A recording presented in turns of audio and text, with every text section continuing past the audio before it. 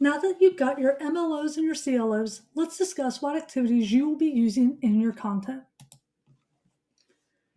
Let's begin by talking about the things to keep in mind when developing content. First, what do you do in your classroom? Reflect on what you do in a face to face classroom. This is really the foundation for your online content. For example, if you conduct interactive discussions in the classroom, think about how you can replicate that same interaction online, possibly using discussion forums.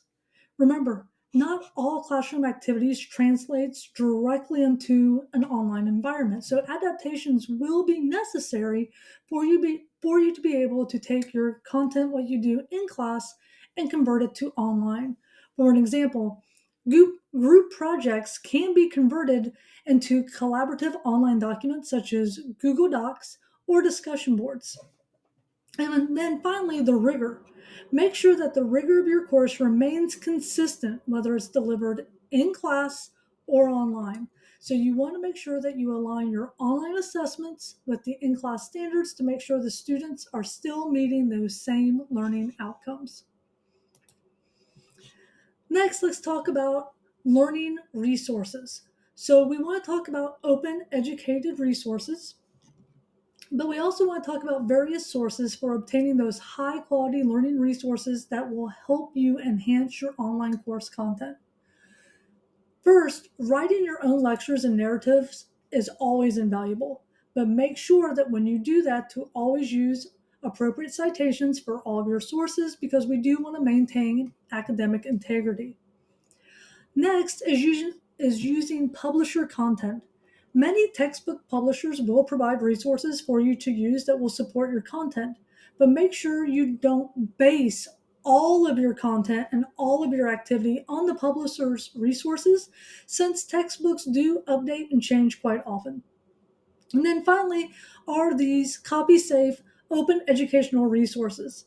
These are freely available and are usable and permissible for you to use in your courses.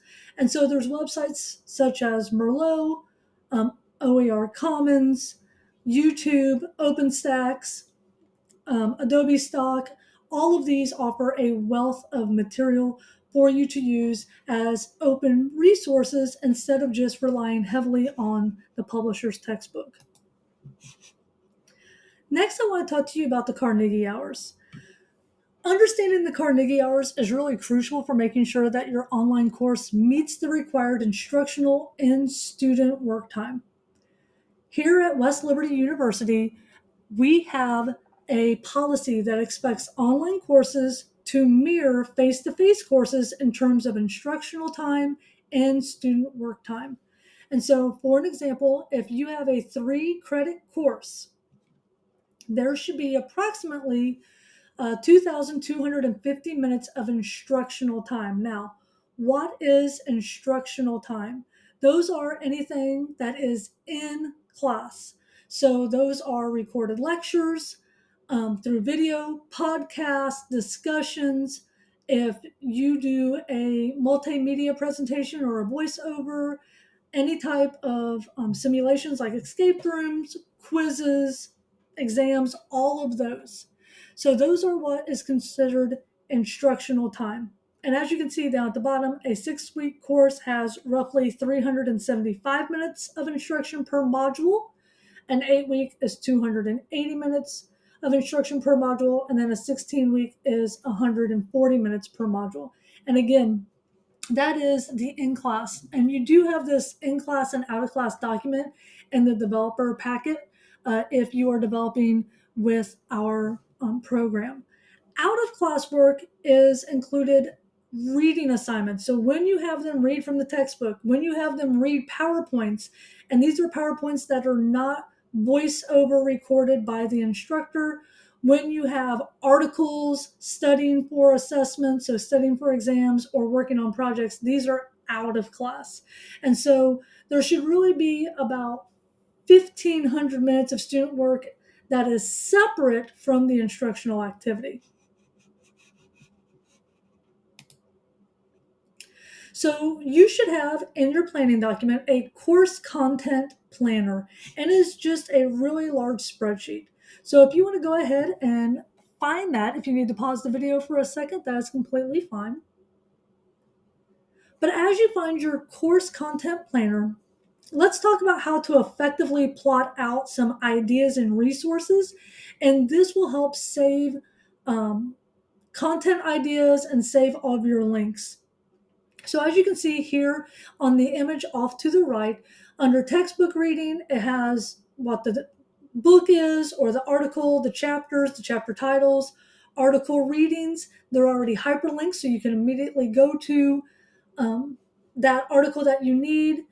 Looking ahead, videos, it already has the links to the videos, and all of these are to align with your course objectives and your module learning objectives. And as you can see, you can use these for articles, presentations, videos, podcasts, graphics, or simulations. But this lets you see the bigger picture of what is going into my course, how much instructional time am I having for my students compared to student work, and it just lets you kind of see that larger picture of how much content is going into each module. Next, let's look at what are good components of good reading. So selecting good reading material is fundamental to student learning. So let's highlight what is considered some quality reading. First, you want to make sure that you're using up-to-date database journals, websites, and textbooks. Now, we do understand that sometimes, depending on the course that you're teaching, there may be an article or a journal that is several years old, and that really is the only article that is written on that specific content. But if you are reading or if you are teaching about something that is constantly being updated, please try to use the most up to date entries. That way, your students are getting the newest information. So make sure that it's relevant and it's current. That way, your students are getting the most current information. Next, make sure that you choose readings that adhere to accessibility standards, such as font size, colors, and screen reader capabilities. You want to make sure that the font size is not too large, but also not too small for students who possibly have a vision impairment. Going along with that, we want to make sure that the colors are easily accessible. And so students who possibly are colorblind, so make sure that there's not a lot of colors that are either going to be overwhelming for students, or colors that are those lighter pastel colors that a student who possibly has color blindness would have difficulty seeing. And then make sure also that screen readers are able to read it. For an example, a PDF is often not meeting vision accessibility because a scanned PDF is not able to be read by a screen reader. So please do not build your course around these textbook readings because they are often outdated, but also make sure that the PDFs are not scanned so an accessibility reader can read over them. And then lastly, make sure that the readings are of reasonable length. Try avoid overwhelming students with lengthy readings. Try to use concise material that effectively covers the necessary topics within about 50 pages per module. Going on from readings, let's talk about some good videos. So incorporating videos can greatly enhance learning, especially in today's day and age with our students. The majority of us are using YouTube or some sort of video a lot of times to teach ourselves how to. So as we're doing this, a couple of things to keep in mind is try to keep the videos under 10 minutes to maintain student attention. If you think about it yourself, you are probably not going to watch a video that is 30 minutes long if there is a video that can tell you how to do it in 10 minutes. And you want to make sure that it's longer than 2 minutes in most cases because you want to make sure that the instructions and expectations are clearly given. If it is a complex topic, try to make sure that you are able to break them into shorter focused videos. Next, let's make sure videos have clear audio and visual quality. Try using a good microphone or camera for setting up the recordings, or try to make sure that the videos themselves are very clear as far as sound and picture quality. Always use videos that include captions for accessibility. Most video platforms offer automatic captioning options, and so if you are making your own videos, make sure that you upload it to a platform such as YouTube so your students will have the accessibility option of captions. And then last, make sure to use, again, up-to-date videos to ensure relevance. This is just like the articles. There may be a video that was only made once over a specific concept, and it may be 10, 15 years old, and that's fine. But if you are teaching a concept that is always being updated, try to use a more updated video to ensure relevance and to keep the content current. So right now, I'm going to give you a few moments to find material that is related to the content in your Module 1. So go back to your MLOs and your CLOs, look at your course content planner, and take a few minutes to pause this video and find a couple of either videos or articles that you would be able to put in your Module 1.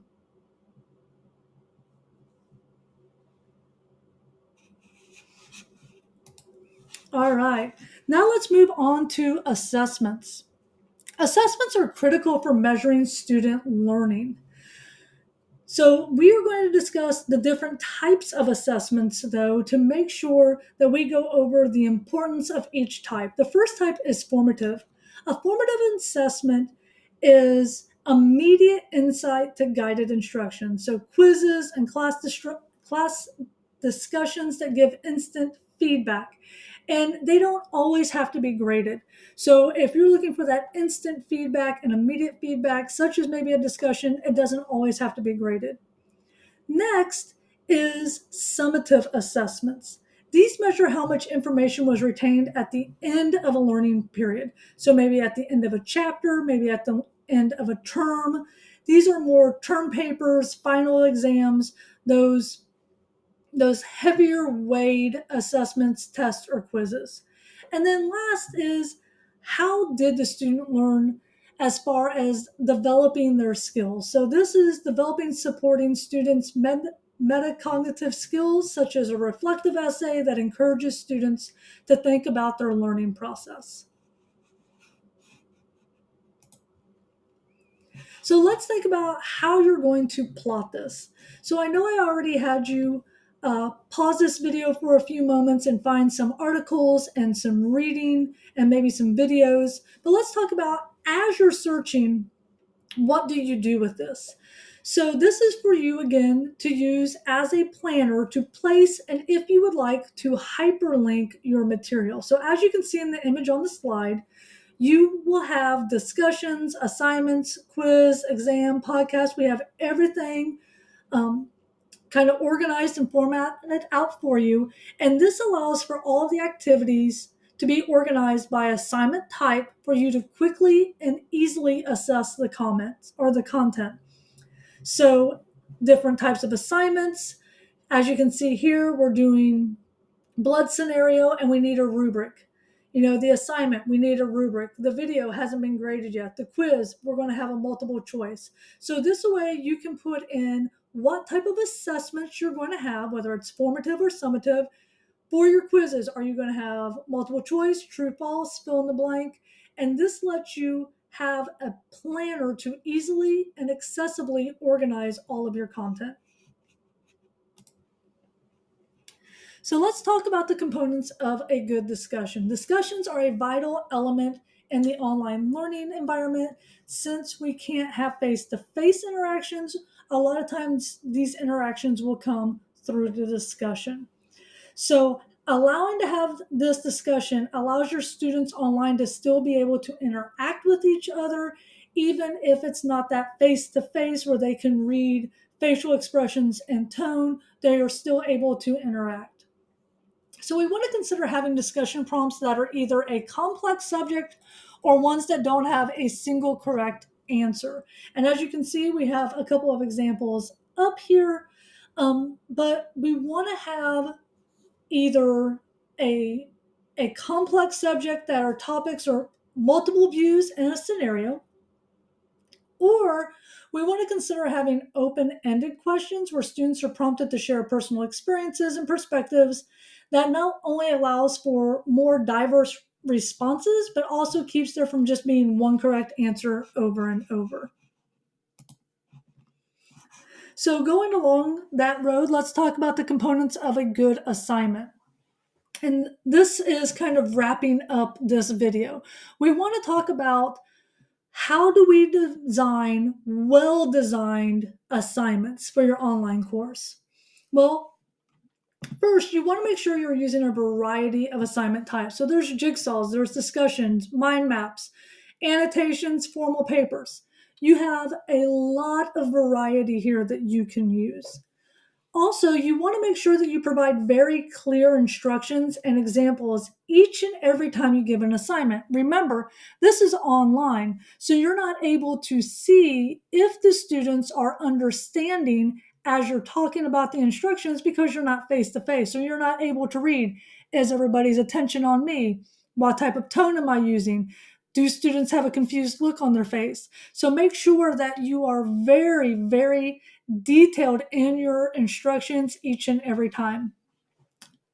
Another thing you can do is give an example or a template for what expectations you are wanting to have so your students have an idea of what you're talking about.